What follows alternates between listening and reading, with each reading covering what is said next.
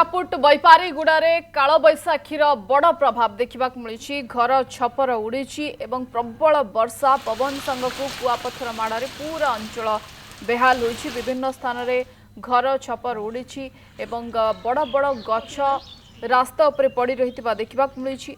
324 number जातीय राजपथ में गमनागमन बाधाप्राप्त होइछि। विद्युत सरबराह विच्छिन्न होइथिबा देखा मिली।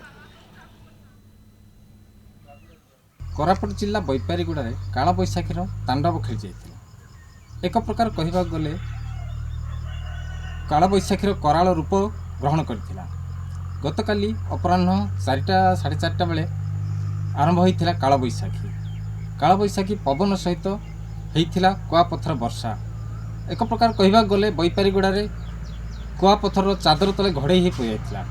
विभिन्न स्थान में गछ पड़िबा सह घर द्वार सब भांगी उड़ी जाइथिला। एते जोर प्रबल पवन होइथिला जहाँ रे बहुत लोक प्रभावित होइथिले। आसंतु जने विपन्न परिवार सहित भेटिबा। गतकाली 4टा कालबैशाखी जो है कुआपथर एवं पवन होना आमर सब घर रटल सब उड़े नहीं जाइए। बहुत असुविधार आम अच्छु पर घर जाइए आश्रय आम नेलु राति। सरकार तरफ जो किसी साहाय्य होता भल होता।